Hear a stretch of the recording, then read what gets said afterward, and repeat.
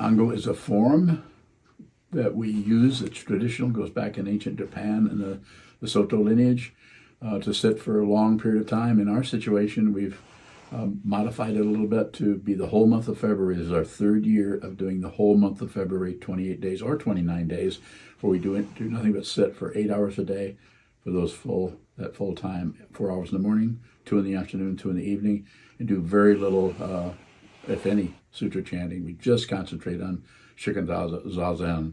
I invite everyone to come and do this together. It's important to do this to train your mind, and you may need the support of Sangha. Sangha may need the support of your presence. So please do that.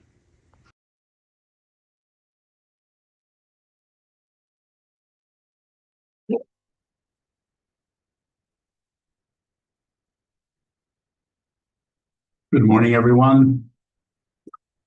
Thank you for coming to this talk. The title today is Perpetuating Stories. Perpetuating stories. The story arises and we perpetuate that by adding on. Subtracting, taking away from the story, is also perpetuating the story about that's wrong. I shouldn't be doing that. I shouldn't be thinking that. There are all kinds of stories that are completely valid. You have to excuse me, I'm a little winded. You look out the window and you see your neighbor that usually drives out or leaves every day at the same time. They don't leave. Or you see someone who always comes to the mailbox at a certain time and that's not happening. And then a story comes up about that. I wonder if they're okay. These kind of stories are necessary. We're not about stopping stories. They're dependently arisen, and they have a relative truth to them that we can't deny. So we aren't about, I'm not proposing that you shut down and never have a story. I'm always, there's 3 A words. Here's 3 more, 4 more. About awareness. Be aware. And then the mind, especially the mind, has been trained. I'm not saying you can't do some of this without any mind training or any meditation at all, of course. There's all kinds of different levels of intelligence and ability to receive, even though you might not have had any mind training. But mind training or awareness training, or in my way of teaching it, a shikantaza or zazen, is very, very helpful to helping us see something before we start adding our judgments, our interpretations, our conclusions, or our paranoia. Paranoia totally gets in the way. What is paranoia? Paranoia is about protecting the primary issue, the original culprit, which is ego. It can't be seen because you think, I think, we are that. So we want to wrap little blankets around it. So every story you create is like a little toasty, warm blanket. Makes you feel protected. But there's nothing to protect. Realize what this is.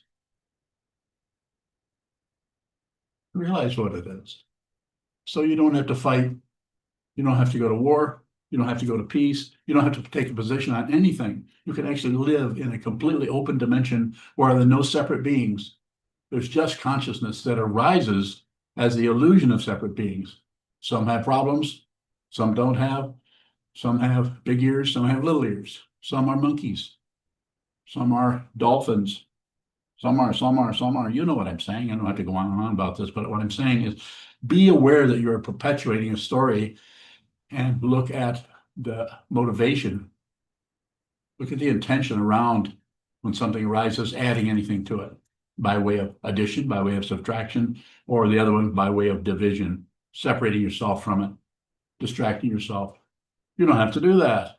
You don't have to live that way. You could live immediately in this immediate situation where there is no past and future. There's only this. And even to say that there's only this, that's suspect because there's not even this, nor is there that. This is something you realize. It's not something you think about or come to a conclusion about. You're not a philosopher. Nor am I.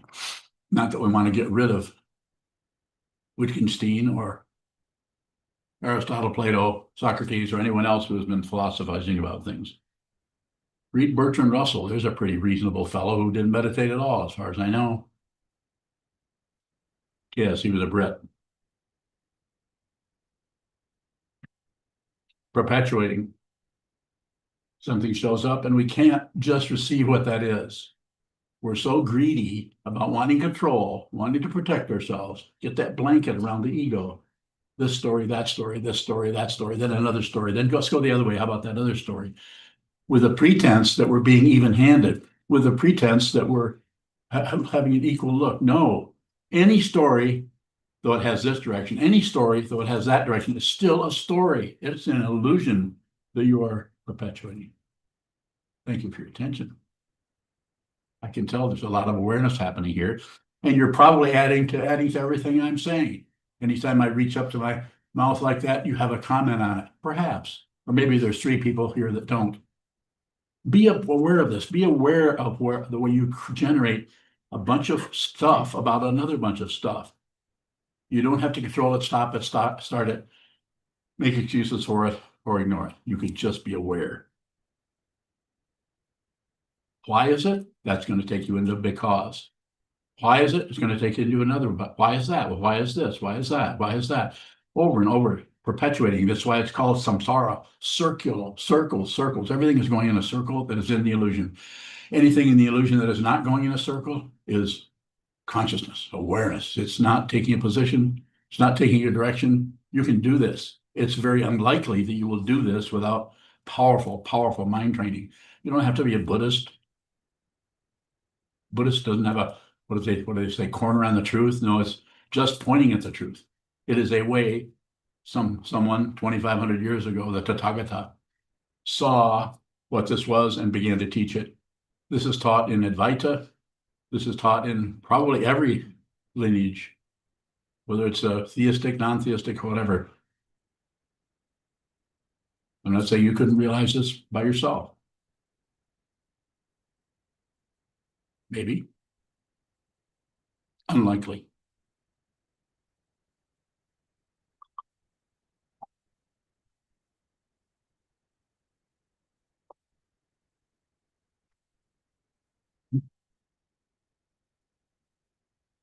So to go back, the story, any story that comes up has a relative truth to it. So it's the structure of it is dependent on something that happened, about a story that comes this way, and you add on the story of, oh, she didn't come out and get her mail at 3:30 like she usually does, and the mailbox is they've delivered 3 times this week, and she's not been out there. I wonder if she's okay. Perhaps I should go check on her. She's maybe lives by herself and is 75 years old. That kind of curiosity or wondering or a little bit of paranoia there. I wonder if she's okay. So that's why the quality of the consciousness, the awareness that is operating out of what is occurring, not only out there, but your response to it, which could have a little bit of paranoia in it. We're not trying to get rid of that. Your house will not be safe from tigers if you do not have some paranoia, according to Mr. King, who wrote a book back in the 1950s.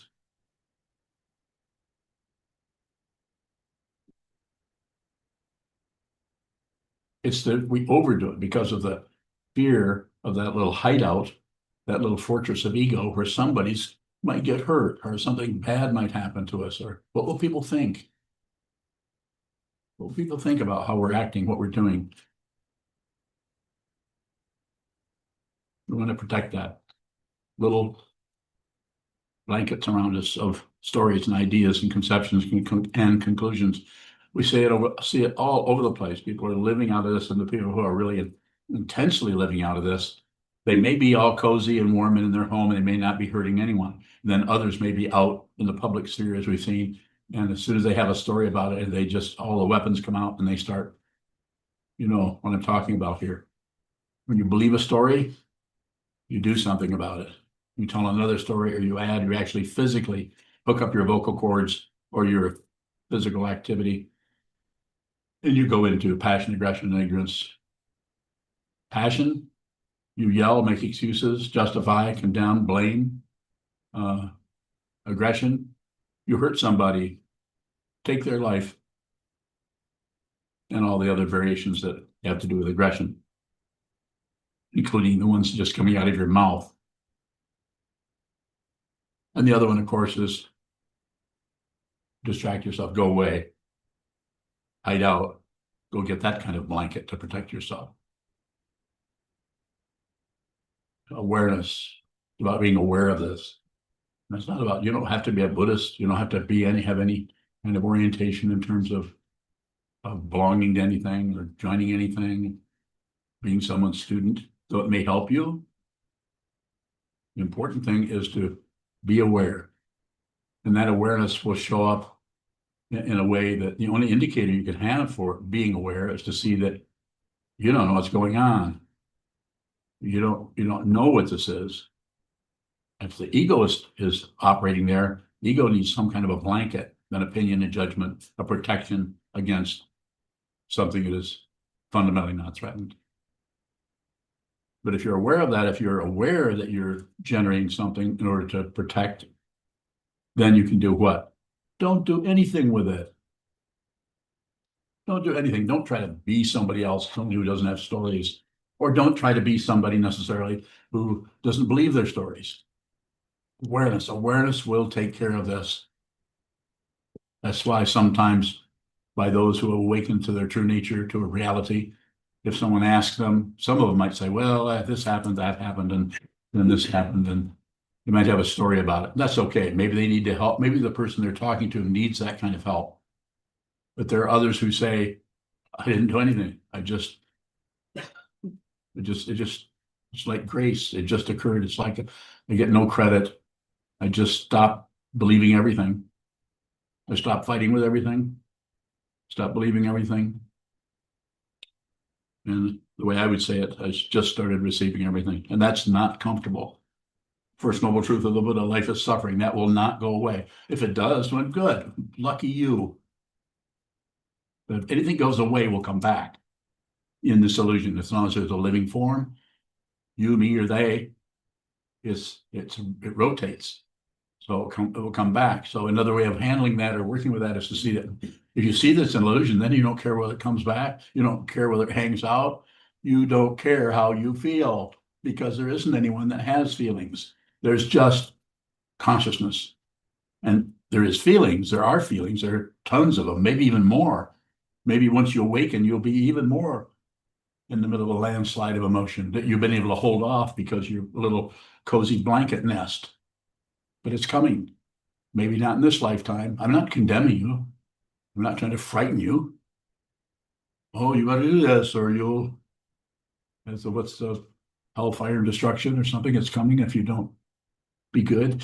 It's not about being good. It is about seeing the truth. And the truth is there are no separate things, separate beings anywhere. Don't believe anything I'm saying. This is not a belief situation. I don't believe anything. I don't disbelieve anything. And if I can, I don't ignore. But if I do ignore, I'm aware that I'm ignoring. I'm distracting. It's happening all the time. Happened all the way in here. I'm full of lies. I lie constantly. And so do you. And if you think otherwise, that's a lie. You can't help but be alive in the illusion without being dishonest. It is about being aware. About being aware, not fixing it. Please be aware of it.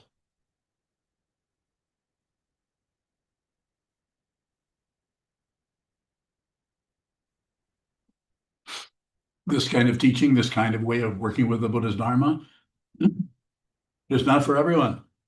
Some people need a different approach, not better, not worse, I'm not going to go there with any of it. Some people don't want to hear it this way. And so there's no right or wrong to that. We don't need to get caught up in that. I'm not sitting up here saying, I have the only way. I'm just talking and endeavoring to help you out of what I'm looking at. And I am looking at all day long, all night long. My dreams are full of this. My dreams are more vivid now than they've ever been in my life.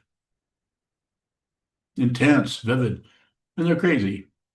They're just as crazy as this. They're not separate from this. This is the dream.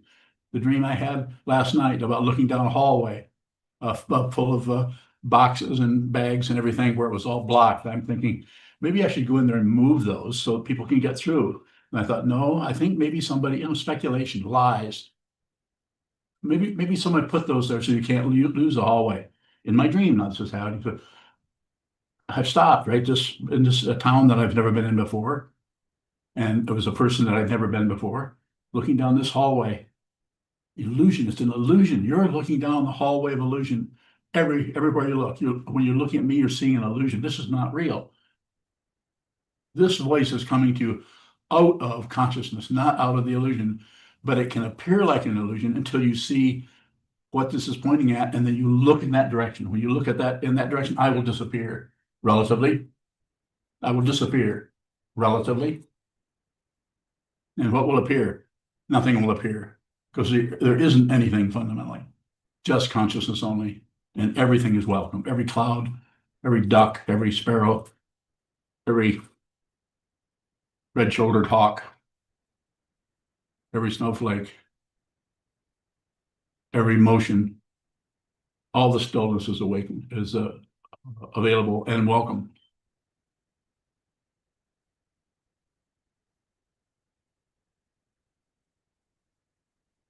Are there questions? Yes. You don't mind. You said you lie constantly, but do you lie intentionally? No, I don't lie intentionally.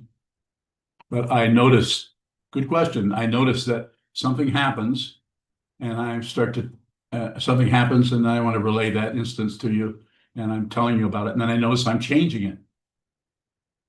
I was just noticing that talking to Kandrima. I mentioned that to you today. I was telling her about something, I think it was about a dream I was having. And then I noticed I was shifting something in the dream that didn't actually show in the dream, that I was redreaming now. It's a lie. And to be aware of lies is what's important, not to be someone who doesn't lie. I learned this, understood this, was taught this directly by Kobuchino Roshi, my Zen master. What, 35 years ago? You don't take precepts or you don't take anything. You observe everything. You observe. You don't take, you observe. It's a difficult one because it looks like we should do something more. You don't mind. I was thinking of an exception to that where you might be harboring a fugitive who is in danger, and you might lie if someone with a gun says, "Have you seen so and so?" Yes, that's a good example of something where the situation is such in order to protect someone's coming in there with weapons or threat, and this person is obviously in danger. If you turn them over to that person, is that what you're saying? Yeah, then you would say, but that's a directional, specific, intentional lie, a distraction, a deliberate distraction to keep someone away from someone that they're about to harm. The kind I was talking about there a moment ago is the subtle kind where we tell somebody something, and if we go back and look at what we've just said, we realize it didn't exactly happen that way. That's not incorrect, it's not wrong, it's not particularly dangerous, but that's an indicator that you probably are lying on much deeper, much more difficult, much in levels that are actually perpetuating the original confusion that there's such a thing as this and such a thing as that. Everything is empty of other. There's nothing else. It's not something you believe, it's something you see. It's something that doesn't come or go because it has not occurred as an item or an experience. It is not an experience. If I were talking to you out of my experience, out of my experiences, I'd be lying constantly. Now I only lie once in a while. You don't mind. Thank you. I'm looking. I mean, what else can I say to you, all of you? I'm looking at it. Don't believe me. What am I saying? I'm not saying believe what I'm saying. Follow me around. Fall at my feet. Worship me. Sola Raksu. Be a monk. I'm not saying any of that. I'm saying you, here and out here. Find out who you are yourself. You look within. How do you look within? You sit down. You can't look inside your rib cage. We're not talking about the physical situation. When they say look within, we're saying look at the consciousness that keeps producing items, things, right and wrong, should be and shouldn't be. That shouldn't be happening. Observe that. Look at the wall. Look at a refrigerator door, look at a closet door, look at your carpeting. Sit on a stool, sit on a chair, sit on a cushion, sit on your butt somewhere and hold still. Sit still.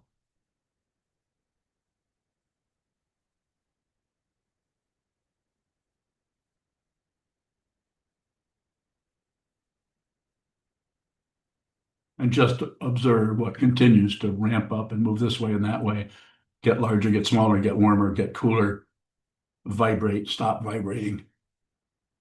At very sharp points, very dull points. Just observe. See the colors and the shapes and the texture of this world. Don't live the rest of your life with constant cover-ups, cover-ups, cover-ups. And miss your life. Don't miss your life. The karma that brought you into this world, that made these ears, or made this face, or this skin color, or this sexual orientation, wants to, shall I say it in a relative way, wants to have an expression in consciousness that is the illusion that consciousness creates. There's no creator, just consciousness. It's not a separate creator. There's no authority there. It's just this. Don't miss that. I was shutting down on it constantly until I met my teacher. And then I didn't suddenly stop shutting down. I spent decades watching the shutdown, watching the shutdown. That's what I'm asking you to do. Just watch the way you keep shutting down and refusing your life. I'm not saying you go the other way and try to be somebody who accepts everything. Don't accept anything. Just observe it. Don't accept. Don't agree with anything. Don't disagree with anything. And don't ignore anything. Those are the three poisons. You do that by, here I am, very biased. Hold still, watch the movement, so that when you get up off the cushion and run around in your life, you can be a little bit more considerate of the movement out there, whether it's coming out of someone's mouth or someone's fist, for that matter. This doesn't mean you cave in and go along with the aggression that's coming at you. You might have to fight that. How you do that would come out of the situation, not out of some kind of strategy.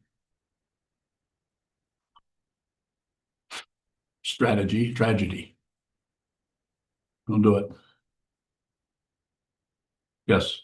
Conjure bowing, you say that when you're giving a Dharma talk, it's coming out of consciousness. Yes. You're not understanding, you're not even actually listening. I don't know what I've said.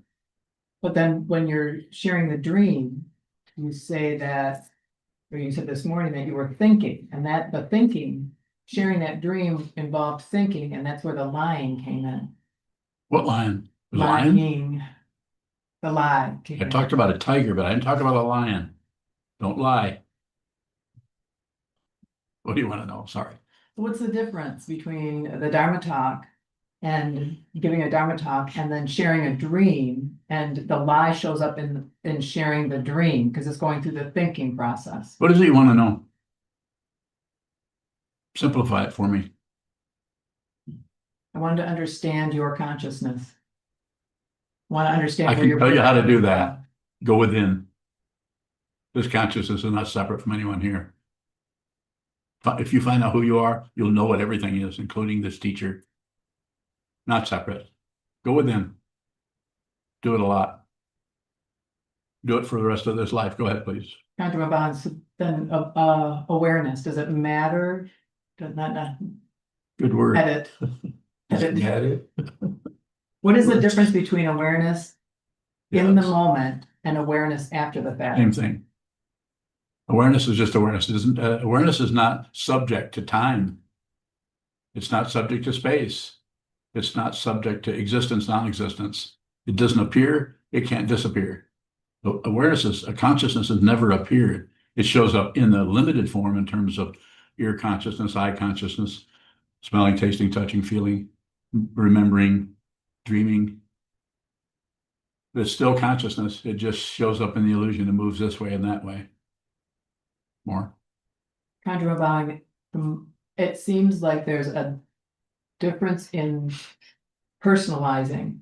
If you are aware of it, of the story in the moment, it seems like you're taking it less personally. You can see you're taking it personally. You can be aware of you taking it personally versus an hour later when you're aware of that you've just chewed on this story for an hour. Is there a difference in the personalization or the strengthening of a self in when we become aware of things. Well, No, Conjure bowing, am I down a rabbit hole? you're the rabbit. You're not separate from anything. Not separate. It's not about not going down a rabbit hole. You just realize you're a rabbit.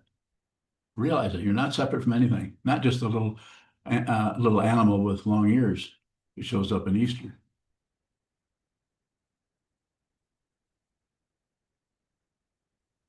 More, less.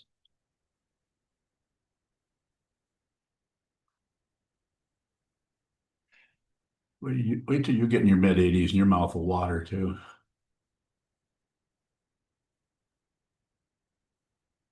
More? Okay. Yes. Natsumi bowing. It seems like you can only know what it's like to be a parent or to do anything unless you do it. And I'm wondering about the value of the actual experience of doing it, living your life, and the and how we have to sit still and go within to see the truth. How are those things related? Well, do both. Eventually, the sitting still and receiving in consciousness, the boundary between that, when you first start meditating, the first several years you meditate, that boundary will be very strong. When you meditate, it's quite a bit different. It may be comfortable, it might be uncomfortable between that and your everyday life, taking care of your children, dealing with that situation, or your relationships, or your job, your coworkers, your life, how your car is running, your health. All of that has another aspect to it in terms of it's more realistic in the illusion. But then the area when you're working with just looking at the mind, just training your mind to see that this is what I think you're asking about. Those are not different, not separate. Just like the dream in this is not separate. It just looks that way. But if you realize your true nature, which is consciousness only, everything gets all the Pandora's boxes are open. Everything gets to come flooding out all over the place, and you don't mind because you know you're not separate from any demon. You're not separate from any angel. You're also not the same as that. That's why it's so amazing. Ego cannot handle that kind of information, and it won't. It will retract into under its blankets, under its protection. If you sit a lot, eventually the boundary, as has been said way before we got here, the boundary between meditation and post-meditation just comes away. And you see that everything they're not the same, but sitting practice of meditation, your everyday life are not two different things. Everything is consciousness only. That has to be realized, not thought about. Not that you might not have a lot of thoughts going up the mountain of the practice. The Buddhist path is very mountainous to begin with. It's provisional teachings, lots of difficulty. Lots of structure, lots of love and hate, lots of right and wrong. Might have to deal with a lot of that until you see your true nature, which is nothing in particular and everything in general. More? Natsumi bowing. I think you often encourage us to sit more, and I think I'm wondering if both living and the post meditation with awareness and the awareness practice of meditation are both valuable. How do we know how much to do of each? How much to sit? Ask me. I'll tell you how much to sit. But I first have to know what you're dealing with in your life. You have to talk to me. You talk to me quite a bit. So it gives me an idea how you should practice based on my understanding of what you're dealing with. When I meet someone, I don't have to talk to you more than a few minutes. If you ask me a question, I know who I'm talking to, not your personality, not your mind, not reading your mind. But all I have to do is look at you. All I have to do is look at you because I'm not separate from you. If I were separate, then and I were a mind reader, then I have to try to understand. I'd have to read your body language. I'd have to see what this means or what that means and figure it out. I don't figure anything out. I don't have to. It's not some kind of mystical, wonderful, amazing experience. It's not an experience. So I would say you're doing it exactly correctly. From the point of view of I'm functioning as your teacher, as I understood the last time I talked to you. You can't make a mistake. Even if you were to stop sitting and never meditate again, never study the Buddha's Dharma again, and run away from this teacher, say, oh, what a terrible thing. So the guy's so full of himself. He thinks without thinking. Yeah, sure. You can't do them. You can't do anything wrong. Is there devastation, difficulty, intense suffering in the world? Yes. Watch the news. Any news station will tell you a different kind of suffering. Some of the suffering is the suffering people have when they cover everything up and lie. And some of the suffering is that when they look at everything that's happening, endeavor to tell the truth about what they see in front of them. Not to. If they look like they're to, you're going to go to war with somebody. More? Not to be bowing. One more question in a different area.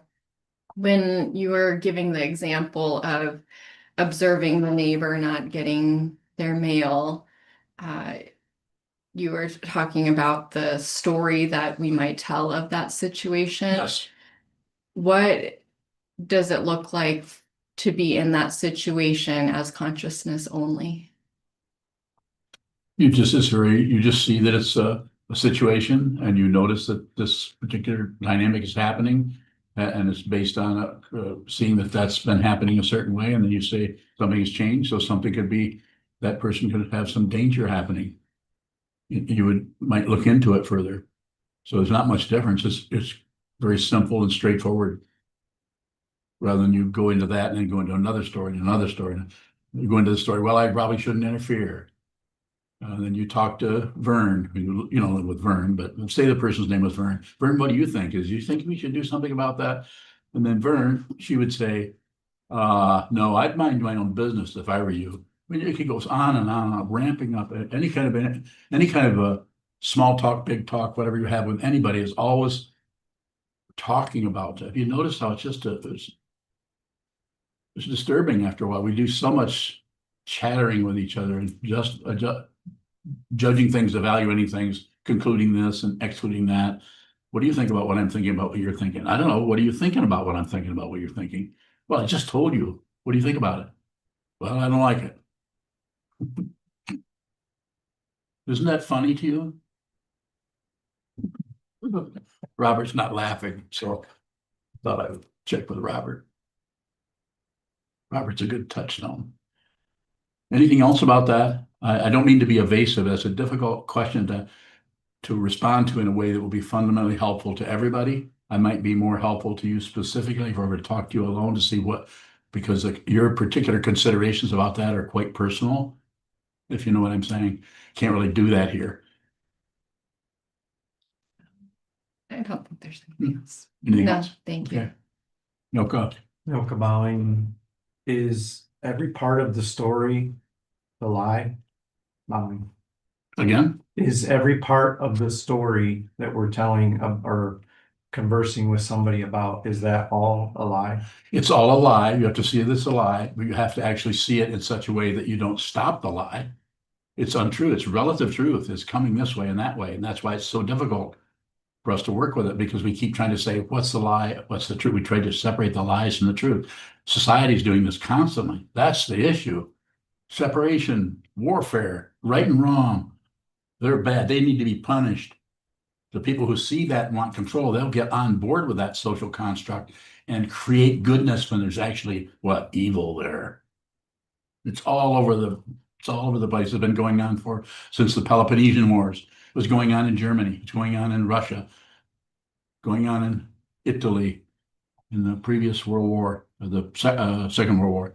That was just people who want control realize that all I have to do is just keep lying, and eventually I'll have everyone who is caught up in right and wrong believing me because I just keep saying the truth, which is not untrue. And I do it with a big smile, and you know what I'm saying there, I'm sure. You know. Praise the Lord. Yes.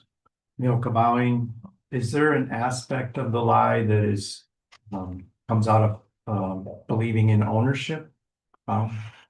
Probably something to that. So if you're just aware of what is happening, then you can actually possibly help somebody. You can respond to someone out of, you might actually do something, you might step into it because your awareness around that situation doesn't have limits to it. You're not looking for looking good. What will people think? You're not looking for always being right. And in our tradition, in the Buddhist tradition, your vow is to save all beings, to put others before yourself. And if you see someone that's suffering and is having difficulty, you can at least listen to them. You don't have to give them advice or correct them, but you can try to endeavor to meet them in the crap they're dealing with. Quite often, this is what therapists do.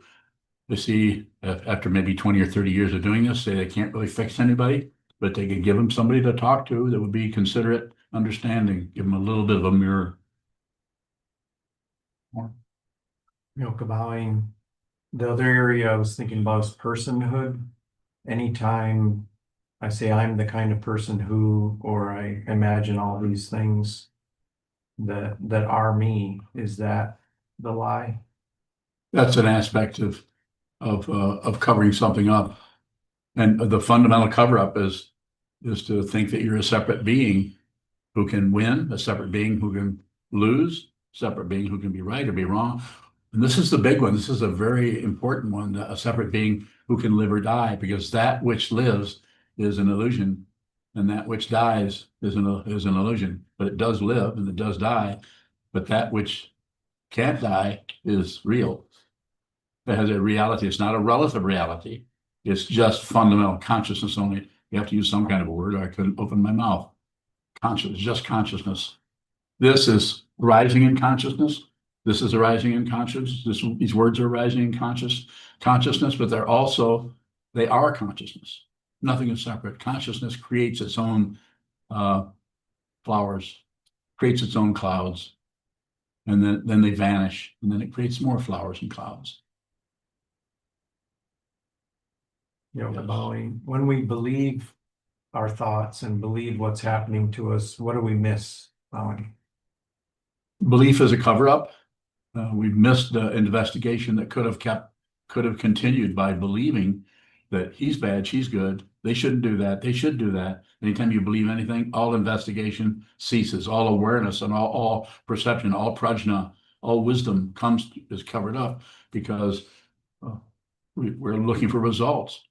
We're materialists. We want to make money. We want to have control. We want to be safe. We want to.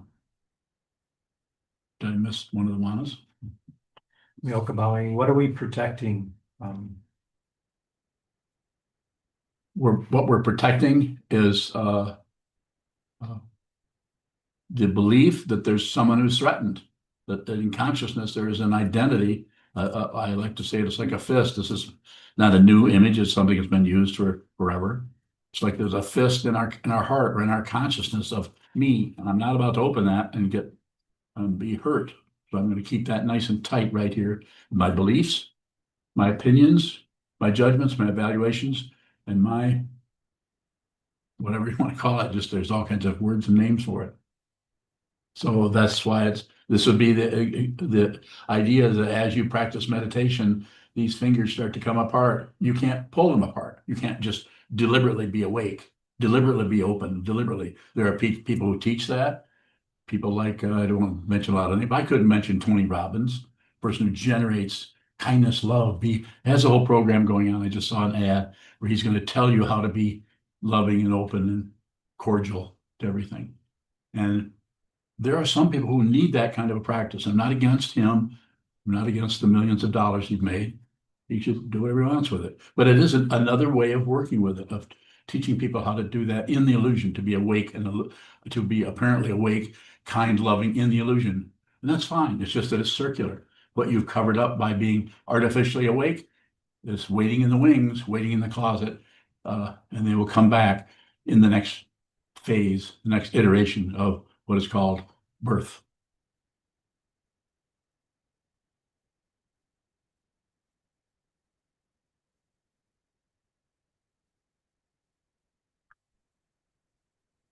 Nothing happens. If you think it does, you'll spin. If you see that it doesn't, if you think that it doesn't, you'll spin. any position you spin. What is that little machine right behind you there? Heat, that's a TV? Heat. Heater. TV. You say it. Infrared TV. Prove it's not a TV. Heat. No commercials. Well said. So it's cable. Further questions, either here or on Zoom? Yes? Anyone? You have one I have one on YouTube. from Ath? Nope. Greg Bowing. Question. Dealing with a compulsive liar at work who is acting fraudulently for many years, it's finally come to light, but they are still deceiving and obstructing. How to work with that from the UK. So, Greg, so it's very difficult to give you some kind of a standard or a protocol or a strategy for how to work with that. So my recommendation is very radical. Train your mind. I don't know you, Greg, other than you show up here a few times, but sit still a lot and watch the consciousness that continues to try to reach out and control and divide and separate and feel better and not feel bad. Manipulation. Be aware of that. That way, the manipulation apparent and an appearance of that kind of phenomena in others in the world, you have to see the delusion and the confusion in your own mind stream first without fixing it. Just be genuine, be the crap that continues to rise in your mind that the ego wants to fix or stop or hide out from or wrap blankets around the ego so it doesn't get threatened. Be aware of that, Greg, so that which is on in front of you, it's not that it doesn't have a reality and the illusion that is solid. There's a person there with a voice and with arms, legs, etc. is doing something in the world that to you is abusive or destructive or confusing or whatever words you used. Be aware of this here, because that out there, you're not separate from it. If you see what this is, then if anything can be done in that area, it will come out of your consciousness. Another more romantic way of saying it will come out of your heart because you really love everyone. You care about everyone. You may not know it yet, but if all you see is this, all you see is yourself, there isn't anyone that hasn't been your mother. There isn't anyone that isn't your child. See it. Don't believe it. Don't disrespect what I'm saying here and believe anything I'm saying. I'm not going anywhere. You can't follow me. I'm not a leader of any kind. You can't even find me. Further questions? Yes.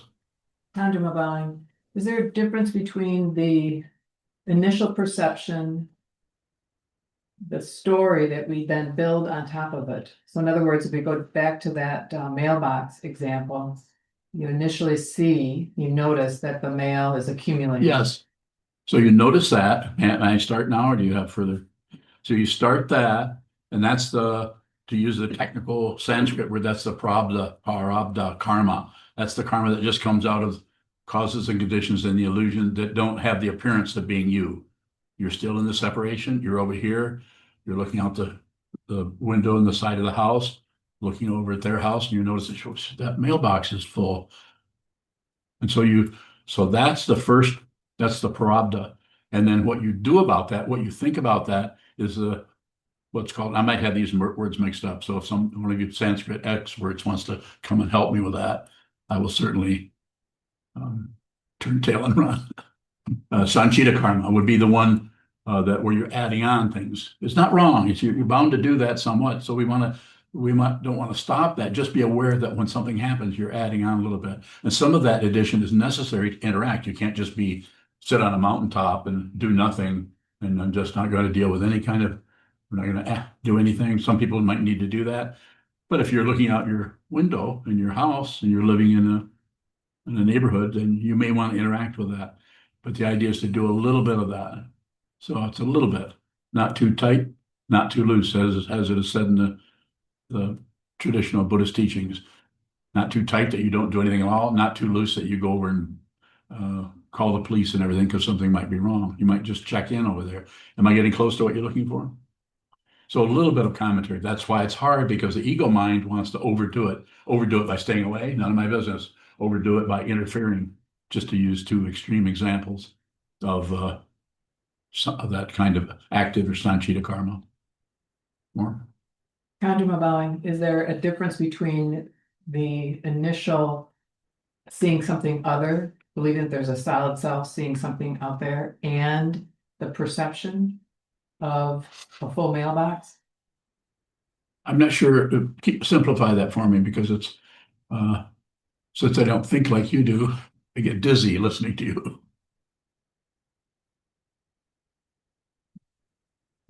Go ahead.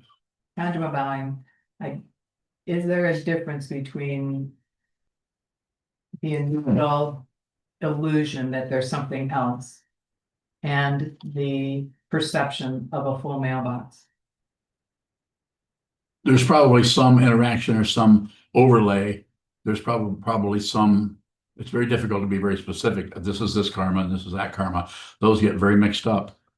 And it's not necessarily to unmix them, because when you come right down to it, nothing is separate from anything else. The addition karma that comes up to the karma that's coming out of your life in the illusion are actually not two different things. But they look like it, and they will look like it in your practice for a while. But if you don't interfere with it, you don't push anything away, you don't pull anything towards you, but you function reasonably in that, not too tight, not too loose, that kind of a teaching, then, and you continue to train your mind to see clearly, then you'll see that those are not two separate things, yet you still it may be necessary for you to go over and knock on the door and see how she's doing in that situation. More? So very difficult. You can't find a standard, like Greg was asking in the UK. Oh, he's having this difficulty with this particular person. What should I do? It has to come out of consciousness. I can't necessarily come up with some kind of standard or protocol for how she should act other than train your mind. Questions on Zoom? Gary bowing. Yes, Gary. Have you heard from our Sangha brother from Iran? I'm trying to think of his name right off. Naveed. Naveed. Oh, thank you I for don't that. see. Thank you for asking. Yes. I've heard from Naveed just recently. Their internet had been down. Thank you for bringing that up. The internet had been down for quite a long time, several weeks, I guess. Hadn't heard, and I didn't want to send too much over there. I don't know what is happening in Iran as far as looking at people's communications from the United States, but I just said we're thinking about him and praying for him, and so. But he said he's okay. Things are doing okay. I don't know if he's going to show up. I'm not sure what the dynamic is there. I know there's a lot of people been murdered over there, as you know. But yes, also our other friend from who was also from Iran originally, who is now living in, is it Holland? Denmark, In Denmark, that's right. And his name is Fareed. Fareed. That's right, Fareed. And he's very concerned about his countrymen in Iran, and is very worried. He has friends and relatives there, and he's concerned about them, as we all are. And we're also concerned about people in our country that are not having such a good time in our society and with our culture and with our government. So could pray for everyone, put others before ourselves as much as you can. Yes, sir. Sokuzan bowing, in those two kinds of karma you mentioned, Yes. is it a belief in a self that is reacting to that first karma? I'm wondering who's reacting to that. Yes, it is. Yes. Yeah, Prabh, the karma that just comes out of how you look, your skin color, your orientation, sexual orientation, your voice, anything that shows up relatively that just shows up, then there's a reaction to that. Accepting, rejecting, shutting down. It's going to happen there more than likely to increase the protection of a self, the promotion of a self, of an ego. And that action, or that then that kind of karma is participating with the stage play that was written before you were born, And the one you want to add on or change the scenery or change the way it looks, or change the interaction, when the way this is showing up is coming out of past causes and conditions, sometimes referred to as a past life. Are there past lives? I have no proof of that, but it sure looks like something was happening before we got here. Each person you meet has so many different things they're born with. They're born with certain kinds of characteristics and personality structures that looks like they came out of a cause that is in the distant past. More? Oh, thank you. Sure. Bowing. Question in the UK from Andrew. Okay. Andrew Bowing, when you say awareness will take care of it, does the energy invested in the 3 poisons transform into wisdom?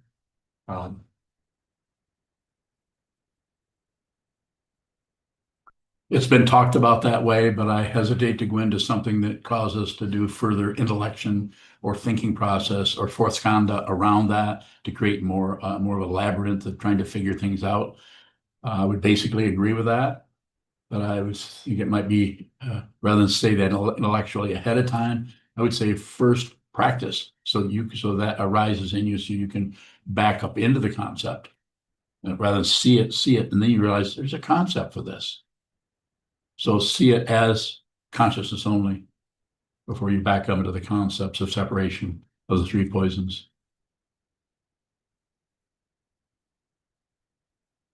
No response? Yes. Erlon Bowing with the title of Perpetuating Stories.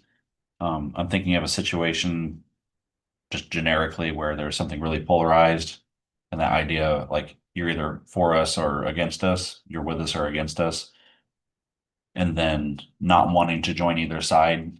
Is that still a way of perpetuating a story, not joining? If it's a decision, if you come to a conclusion, I'm not going to join either side, that's ego.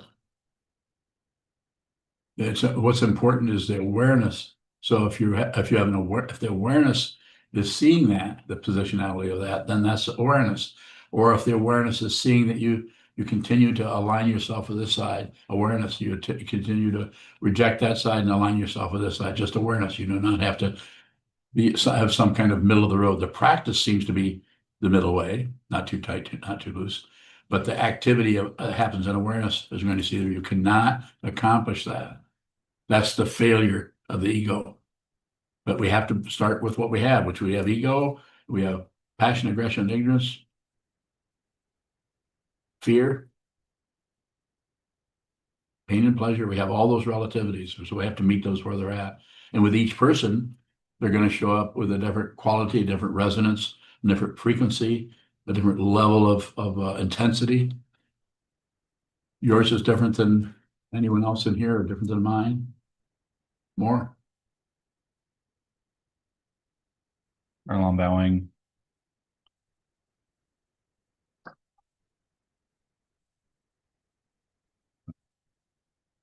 The question is, why is it enough to just be aware of that? Bowing. What do you think? You're a monk. You tell us. Don't you teach the Dharma? You tell us. Yeah, you have a brown robe. I can't wait to hear what you have to say.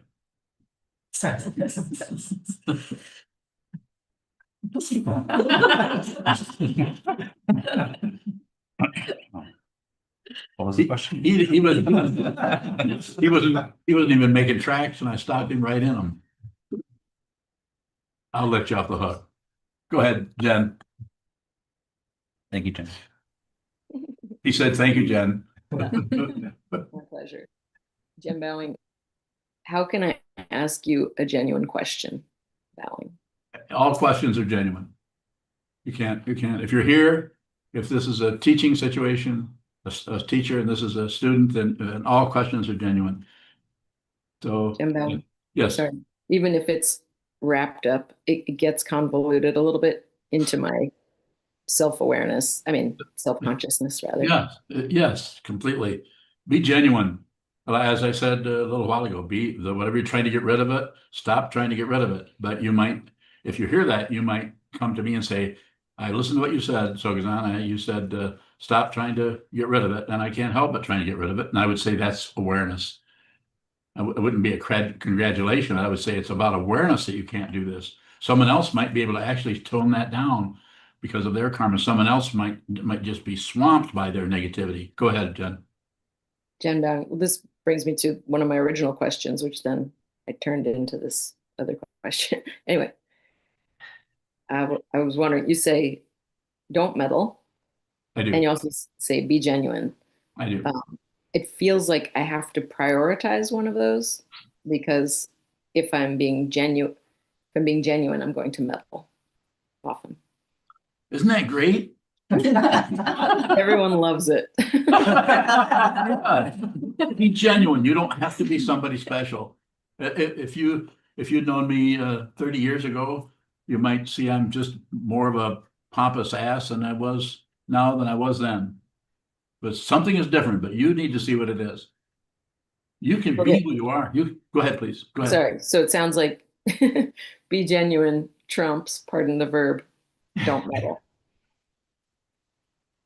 Yes. Okay. But I would say it this way, the one qualifier I put in here, and I would put this one with everyone because I'm so biased. I mean, I'm in my mid 80s and I've for the last 50 plus years, I've done nothing but train my mind as much as I could. I had two teachers who helped me a great deal. And I've spent a lot of time sitting down, holding still and looking at the mind come and go, which I promote. I'm saying without doing that, it's unlikely. I don't think you can do this with a thought process with the mind. You can just think your way into some kind of sanity. But if you're aware, you can see that the sanity is not separate from the insanity. Those are not two different things. And anybody with any brains or any intelligence is always going to argue with me. That's crazy. Insanity and sanity are the same thing, or they're not separate. And what would I say to them? Okay, you got me there. But because I'm not interested in teaching someone that's not a student. I'm not going to talk to and this isn't by way of judging anyone. I can't teach if I understood something about the history of Eastern Europe in the 18th century. I can't teach that to a fourth grader. I mean, I might know about it, but I know better. I might talk to them about what's happening with them in their life. I might meet them where they're at. That's not to evaluate a fourth grader. Is a fourth grader. They're not to blame for not being 20 years old, but you meet them where they're at. It's relative. It's so relative, and it's amazing to start to realize that any kind of judgment you put on anybody is a misunderstanding of of what they're dealing with. That's why it's so important to be kind if you can. That might be hard too, and to be considerate and to receive people where they're at in the confusion that they're in. Not to set up a standard. There might be times when you might feel like, oh, I'm going to have to lower the boom on them. That might be what you're doing, Jen. There might be times when you're fine, you're not doing it, and other times you have to say, hey. You might point it out. You might be pretty deliberate and intense about that. And you might think if you're judging yourself, which you probably are, I know I judge myself, might feel like, oh, I shouldn't be meddling. I can get you a little closer to that by saying, why don't you just say, I'm meddling? That's awareness. What is followed by an immediate naming that's fairly accurate. But to say I shouldn't be meddling, or I have a right to be meddling, those are passion and aggression that is heightened up to protect the self-centeredness. And I don't think about this. I'm not sitting around dreaming stuff up. Before I come in here, I'm not even here before I even come up with a talk title. When did I come up with this talk title? 10 minutes. 10 minutes ago? Pretty impressive. Further, Jen? Jen Bowing, just to summarize, to make sure I got what you were saying. Okay. Oh, if I may.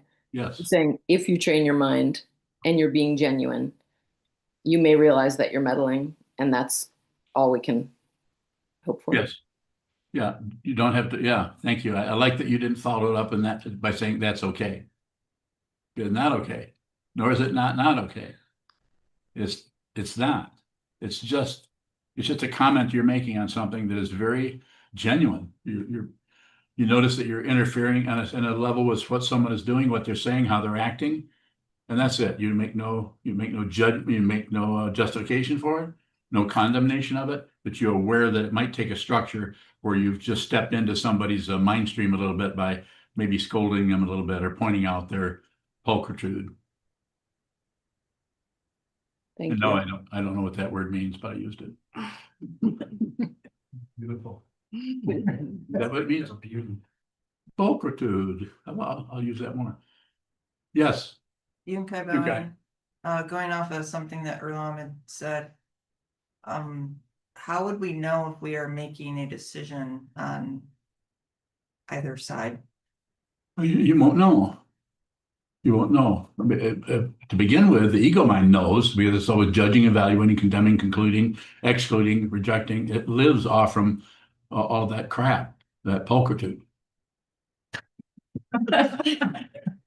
That with a P? You can rename anything. Just rename. Names are just arbitrary from the point of view of consciousness. Oshabadla, Ashavadma? What's Ashavasma mean? just that. Okay, you got it. She said Ashavasma. I think that's Sanskrit for who cares? I have Mahesh laughing, so Mahesh, you get to ask a question now, and it can't be in Sanskrit though. Mahesh Bowing. So I want to understand about alternative ASAP practice, alternating sense awareness practice. How is it different from mindfulness of body movements or mindfulness in daily life? Bowing. Are you saying how is the sitting practice of meditation different? No. I'm asking how is alternating sense awareness practice? How is it different from Okay, mindfulness as taught in traditional? so you're talking about ASAP. Yeah, ASAP. Okay, so that is just a way of, it's similar, but what you're doing with ASAP is you're sitting, you're holding still, and you're moving your awareness, which I know we can all do as we're sitting here. Just move it from what you're seeing, visual consciousness, to how your body feels, how your clothes feel, sense of touch, sense of seeing, and you can move it to sense of hearing. You actually can move that around. ASAP just means alternating sense awareness practice. One of the ways of doing this deliberately is to help us, and it's a kind of mindfulness practice. Even someone who does mindfulness practice might say, well, yeah, I teach that all the time. They may. So it's just a way of training the mind so that you can kind of further explore that these are just different ways that consciousness functions. You can go from the sense of touch to the sense of smelling, to the sense of seeing, to the sense of seeing, to the sense of hearing, to the sense of thinking. Thinking is just a sense field. You do not create thoughts, just like the ears do not create sounds, the eyes do not create sights, and the mind does not create thoughts. It just receives them. Pretty amazing. If you think otherwise, and often in traditional teachings, they talk about the five sense consciousness. Well, I include the six, because I don't think the sixth consciousness is anything other than a receiver. It's just that the way the whole structure is set up, receiving, and then receiving in the mind puts us in that particular illusion we call a self or a being who is living, who is identified with a body-mind complex that does all this receiving. So it's not really separate. It's just a different way of training the mind, and maybe a more intentional way of looking at the sense or feeling, looking at what's in front of you, the carpeting, the wall, moving the awareness from the sense of seeing to the sense of touch, then to the sense of thinking. Just notice. And when you go to the sense of thinking, if you're doing this quite often with ASAP practice, you won't think because there's really nothing happening there. That's just that's very close to getting to what consciousness is. And then if you do enough of it, eventually you will be able to see that it does fill up with thoughts, but the thoughts will not be the obstruction they are when we're promoting thoughts, we're generating thoughts. It'll just be, you just see that you can actually think without a thinker. You can think without a personhood that is actually doing the thinking. It's possible. More, Mahesh? Mahesh Bowing. So I have practiced generally when walking, watching the sensations at the foot, like mindfulness of walking and mindfulness of body movements earlier. So I'm trying to see how ASAP is different from, let's say, observing every movement of the body or every sensation. Bowing. If I understand your question, I would say there's a differentiation all the time, just the way you described it as a differentiation. I don't particularly teach walking meditation, but I don't prevent it. If someone is sitting here in the next month, where we sit the entire month for 8 hours a day, for 28 days, the instruction is to sit here, face the wall, and do it 4 hours in the morning, 2 in the afternoon, 2 in the evening. And you can get up and do whatever you want when you need to, when your body says, go to the restroom or get some water or go eat something to eat or go for a walk for that matter. You should do that. You pay attention to your body. You use the form, you stay in here as much as you can. And if you want to come back to the area you seem to be asking about, if you want to get up and do walking meditation, the only requirement there is to not run, which some meditation practices, especially in Rinzai Zen, they do some running.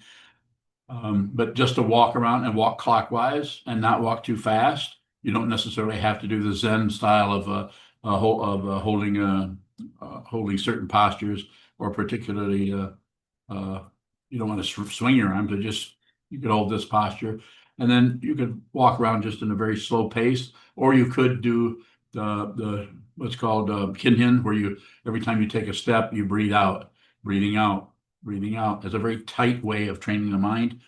I did that for quite a long time. I don't teach it because I don't think it's necessary. What I think is necessary is very definite. Sit down, hold still, and rather than create movements or control movements or try to time things, just observe the mind stream as it comes and goes. With each person, it's going to be different. I'm not interested in creating a bunch of mindful people. I have no interest in that. There are practices that tend to focus on trying to be more mindful. I don't teach that. I just say be more aware of how you can't keep track of anything. Further, Mahesh. Oh, no, thank you. Bowing. You're welcome. Further questions online? Peter, did you have a question earlier?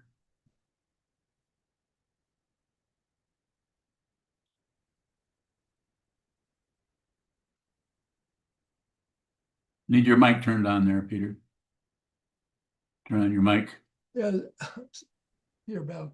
Someone once said that there's a paranoid core to human personality. Is that what you're trying to point out to us? No. Paranoid core. I don't think there's any core. And I don't think there's a paranoid core. I think that consciousness identified with a body-mind complex based on causes and conditions that have been coming from beginning of this time until this apparent present moment tend to want to protect something relative to a body. So, there's not a core there. We create a core, if that's what's being referred to, called ego. We create a knot somewhere that we want to protect that might be in danger, might be threatened. It's not threatened. As you practice, that will slowly open up. Will you be able to see it? You won't be able to see it open up. You just finally there won't be a knot there. And if there is a knot there, your consciousness is so powerful that you see the knot as an illusion. So some people may have to continue with some kind of a self-centeredness ego for quite a long time. I happen to be one of those. A long path.